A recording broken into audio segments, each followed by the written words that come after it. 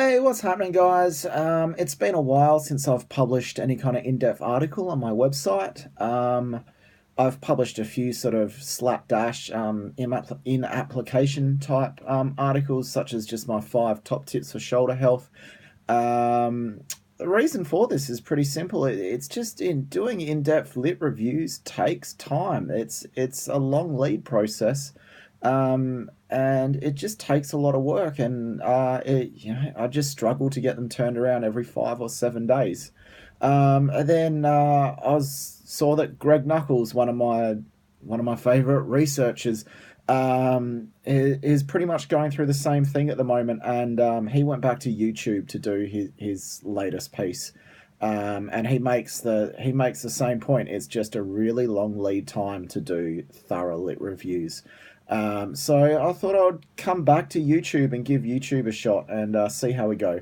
So what I wanted to cover today is an article that I've actually had sitting on my computer for a few weeks now. I just haven't finished it.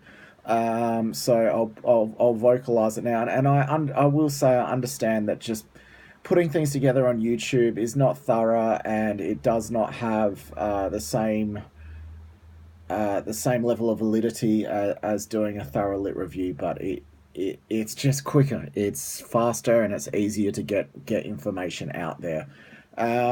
So the question that I was going to address today is one that I get literally every day of the week, and up until recently, I just haven't had an answer, and that's how long should we put between sets?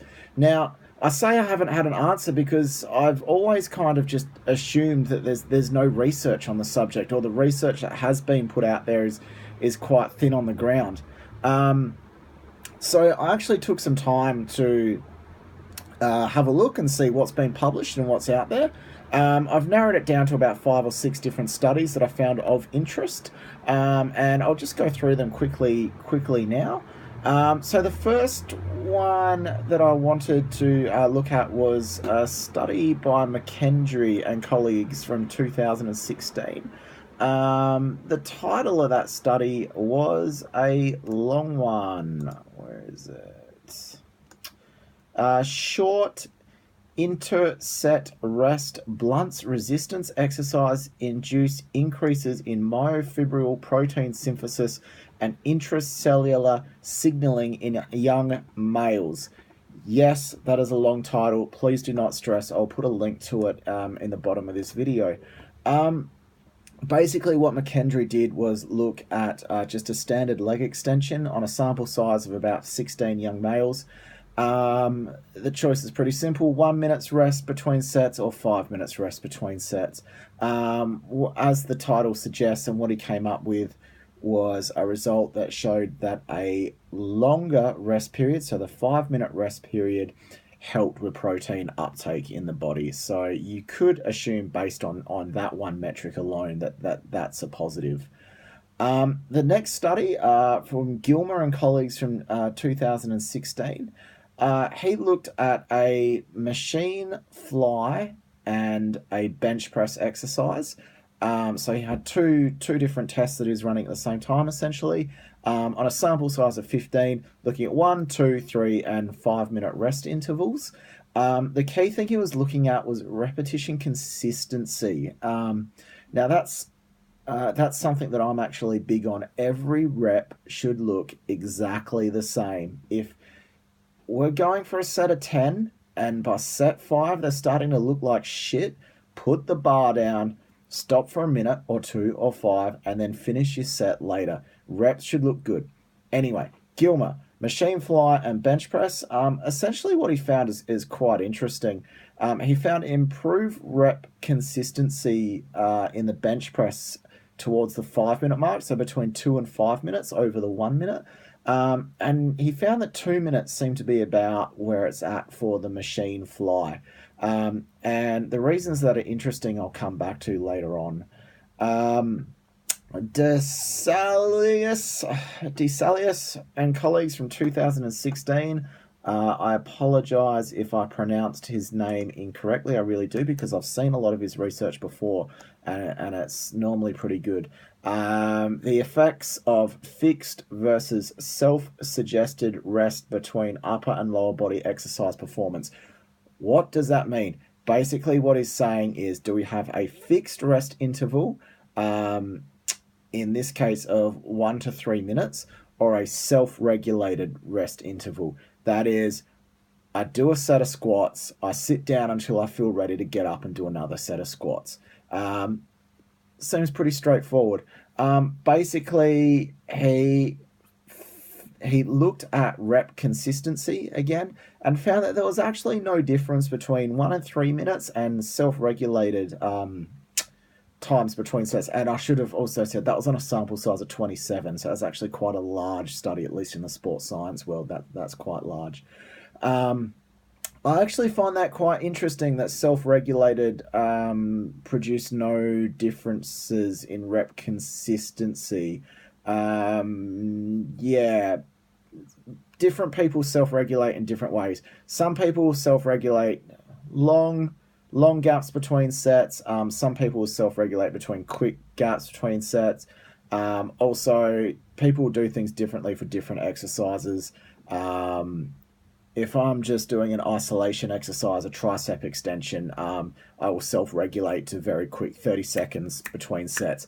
If I'm squatting, my self-regulation will be 3 to 5 minutes. It depends on what I'm doing.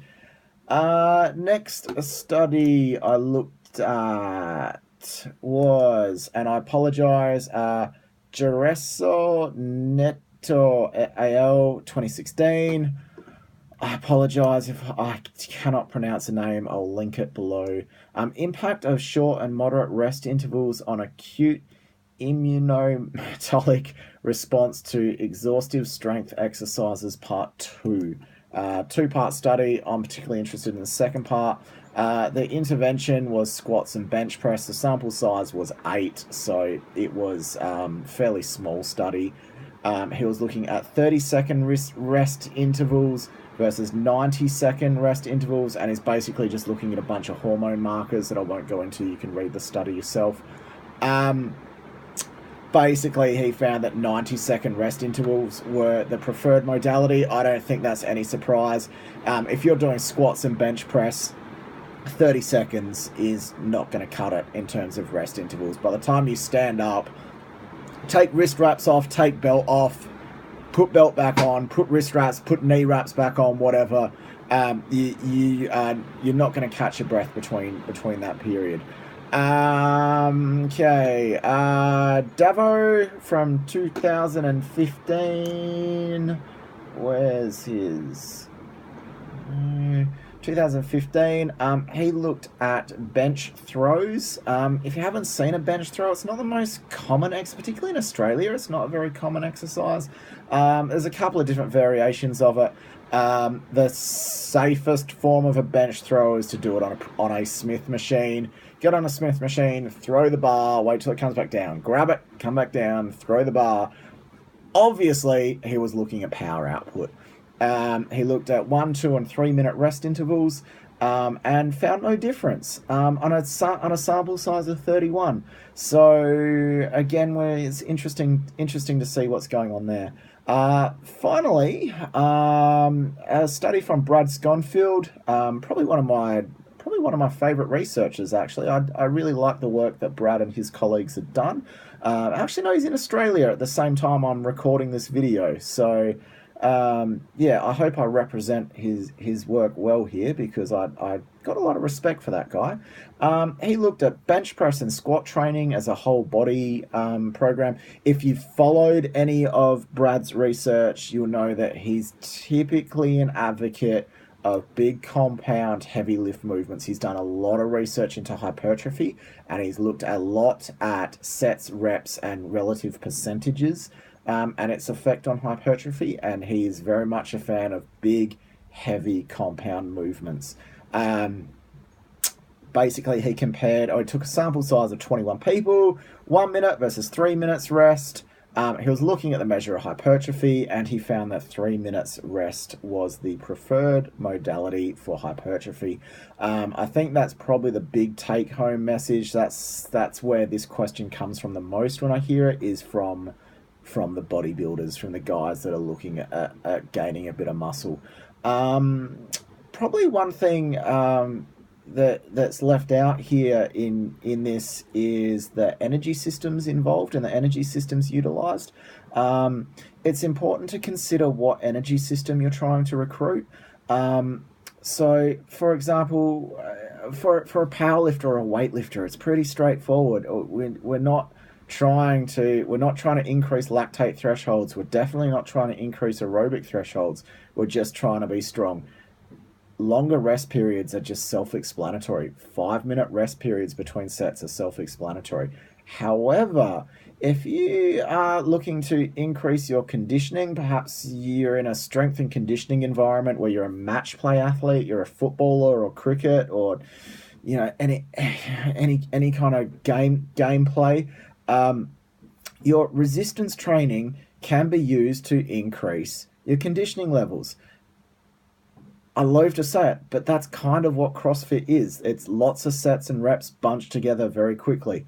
So one thing that hasn't been looked here is things like lactate thresholds and conditioning levels.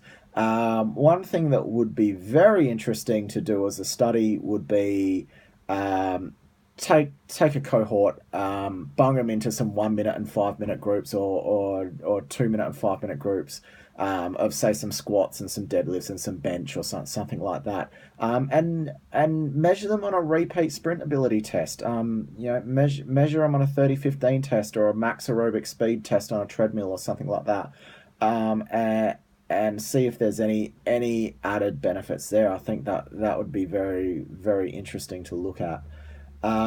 So on the whole, just looking at the research at a glance and just going over a sort of a very superficial level here, we're looking around 2 to 5 minutes between sets, depending on what you're doing. As I made mention before, there was the interesting study by Gilmer where he looked at machine flies and bench press and found 2 minutes were the preferred on rep consistency for machine flies, and 2 to 5 were the preferred for rep consistency on bench press.